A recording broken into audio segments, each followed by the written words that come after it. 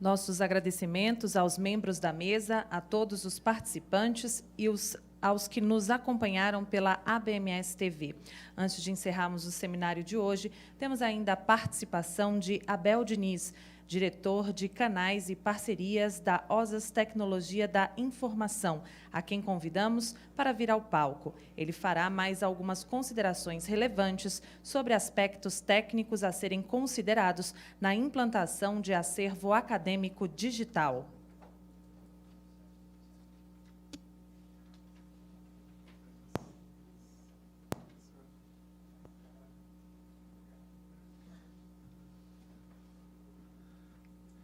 Apresentação. Bom dia a todos, quase boa tarde, né? Mas não almoçamos ainda, então ainda estamos no bom dia. Agradecer a BMS pela oportunidade. A minha fala é muito rápida, tá? É mais no sentido de trazer também para vocês um viés técnico daquilo que está sendo explanado aqui hoje. Eu milito na área de gestão eletrônica de documentos já há muitos anos, então isso que está se vivenciando nas instituições de ensino já foi um movimento no país, tanto no setor privado como no setor público também. No setor público foi citado aqui os cases que se tem no judiciário, né, com a implantação do processo judicial eletrônico. E no setor privado, você tem movimentos de bancos e de outras empresas, outros segmentos que já vêm buscando a transformação digital nas suas operações. Tudo que a professora Yara falou e a professora Cristiane, para mim, é música aos ouvidos. Eu que já falo há muito tempo de transformação digital, de processo de digitalização, de como se trabalhar com documento eletrônico, como uma automatização de processos pode trazer benefícios aos órgãos, né, às empresas privadas. Então, tudo isso, para a gente, é bastante significativo e importante ver o indicativo do país nesse mesmo rumo. Tá? Então, vou até pegar um gancho das perguntas que foram feitas, tá, professor? Porque essa é uma pergunta que já me fazem há muitos anos. Olha, eu digitalizei, eu posso depois jogar o papel fora? Isso não cabe ao MEC determinar. Provavelmente isso não vai estar na nota técnica e naquilo que o MEC vai trazer de informações em relação ao acervo acadêmico. No país já existe um arcabouço legal de uma série de legislações que teve até uma atualização recente pela MP da Liberdade Econômica, que alterou a lei que é simples, mas é uma lei, que é a Lei da Digitalização, que trata alguns aspectos nesse sentido. Então, temos que considerar a Lei de Arquivos, que é uma lei de 91, temos que considerar, quando se fala de acervo de documentos, a própria lei da microfilmagem, que já é uma legislação desde 68, temos a MP da certificação digital. Então, você já tem um conjunto legal que, como a própria pessoa que fez o questionamento consultou a área jurídica, né, da instituição, então esse realmente o caminho, consultar aí a área jurídica, consultar a área técnica, consultar aquilo que se tem de movimentos no país em relação a isso, que a resposta, sem dúvida, vai estar lá e não depende dessa sinalização objetiva do MEC. Tá? Quando se fala de digitalização, que é o ato de você transformar aquilo que está em papel, mas não só em papel, como isso pode estar em outras mídias físicas, para o meio eletrônico. E o processo de digitalização é um processo que a gente acaba conhecendo pouco e, às vezes, tem uma visão até míope do que realmente é este processo e a segurança e os detalhes que temos que se ater ao se fazer um processo de digitalização, onde eu vou transformar aquela mídia física numa informação digital.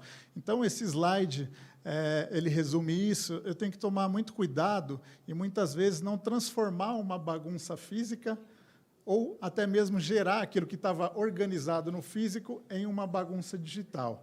Então, no processo de transformação, na verdade, no processo de digitalização, vários aspectos precisam ser considerados para que isso seja feito de forma eficiente e garanta o resultado daquilo que é esperado. Tá?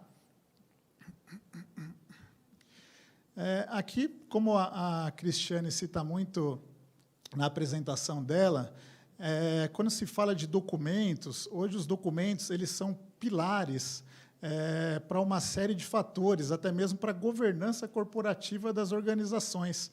Então, um simples documento que tem ali informação, né, seja ela acadêmica ou não, ele tem uma série de fatores a ele atrelados.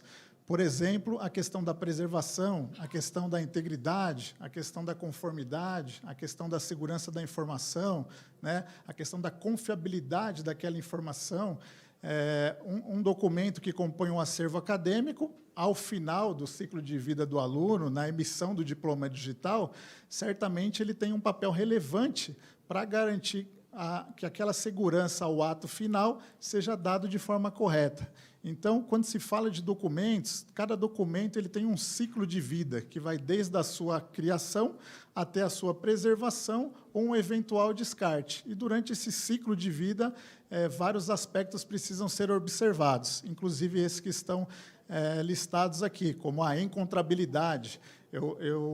Quando se fala na portaria do acervo acadêmico, se fala em um sistema de GED, né, que é um sistema de gerenciamento eletrônico de documentos.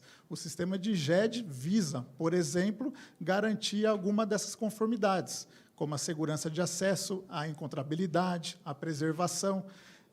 Eu queria até aproveitar o espaço, que é curto, para a gente fazer algo mais interativo, caso vocês tenham dúvidas dessa parte técnica.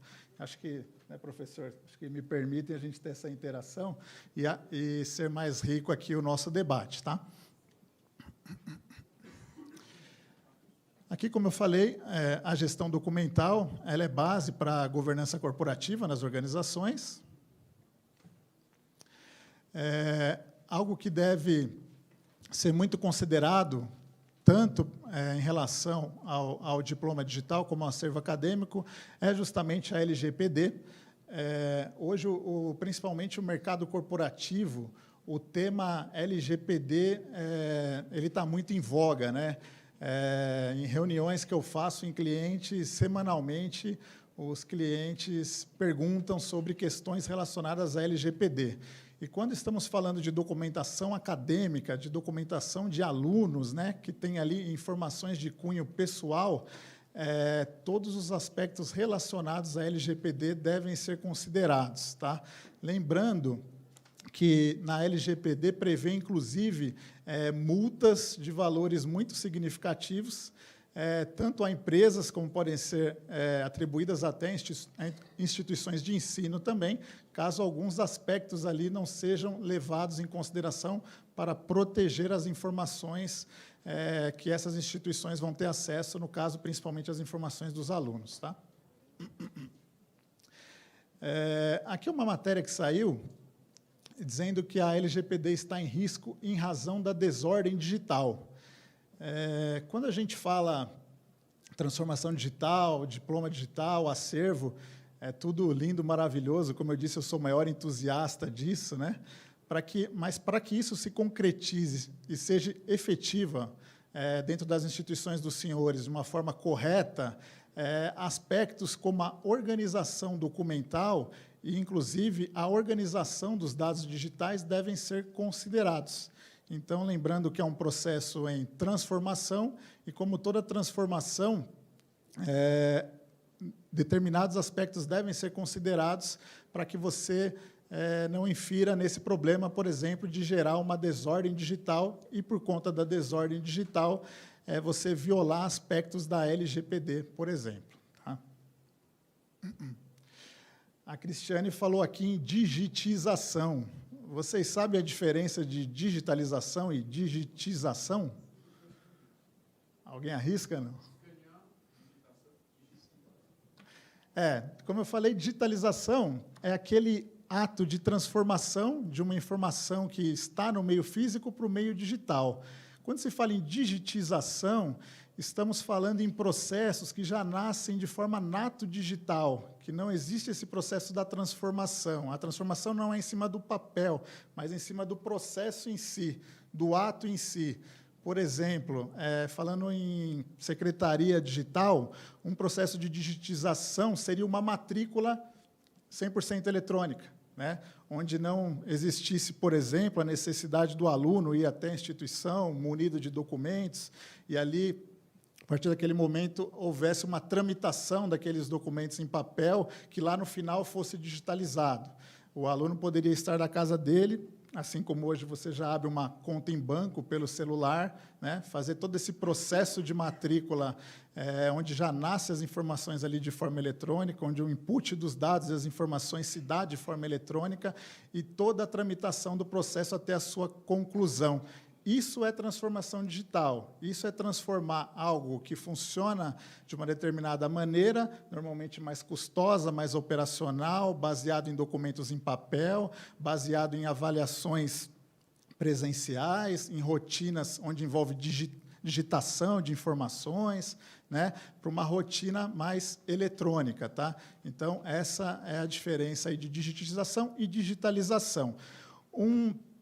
Quando se fala de um processo, a professora Yara foi muito feliz em dizer que o diploma digital não pode ser encarado como um produto, mas sim como um processo.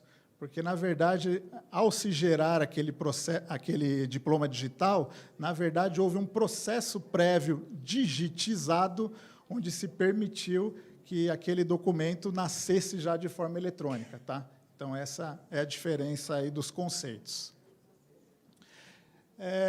Independente de ser digital ou estar em papel ou em qualquer outra mídia, o documento ele tem conteúdo relevante. Então, aquilo que eu falei no início, ele pode ter uma característica de ser confidencial, estratégico, sigiloso, ser base de conhecimento para uma tomada de informação.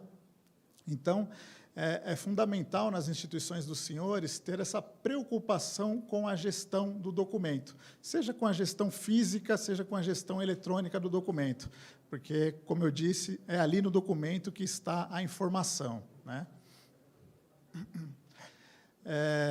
No slide da Cristiane, ela cita algumas coisas que foram consideradas em relação ao diploma, e aqui eu acho que tem até um pouco mais, que é justamente vários aspectos precisam ser considerados no trato com o documento.